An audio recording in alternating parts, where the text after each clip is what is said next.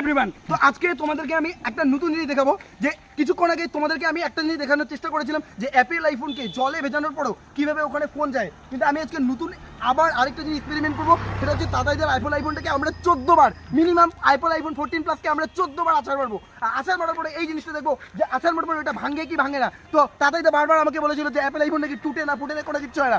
তো লেটস আমি আবার একটা ট্রাই করবো যে অ্যাপেল আইফোন কি আদৌ ভাঙে কি ভাঙে না। তো তাতাইদা একটা এক্সপেরিমেন্ট আবার হবে, সেটা হচ্ছে যে জলে তো ফোন আসলো, তো রিপন ফোন করার পরে কিন্তু জলে দেখলাম যে ফোন গেল। তো আজকে আমরা একটা নতুন এক্সপেরিমেন্ট করবো, সেটা হচ্ছে আছাড় মারার পরেও কি অ্যাপেল আইফোনে কোনো কিছু হয় কি হয় না। তো আমরা 3 থেকে 4টা আছাড় মারবো। গাইস তোমরা দেখতেই পাচ্ছ, কন্টিনিউ করো। তো গাইস তোমরা দেখতেই পাচ্ছ অ্যাপেল আইফোন 14 প্লাস যেটাকে আমরা জলে ভেজানোর পরে কল আসছে, কিন্তু এখন আমরা আছাড় মারবো। তো আছাড় মারার আগে আমি যে মালিক আছে সেই ফোনের মালিকের কাছে পারমিশন নেওয়ার চেষ্টা করবো। তো তাদের এটা আছাড় মারা যাবে তো? একদম একদম, এদিকে এদিকে এদিকে। এটা হচ্ছে এটা আচার মারবি। তো গাইস তোমরা দেখতেই পাচ্ছ যে অ্যাপেল আইফোন যত বড় হোক আছাড় মারলে অ্যাপেল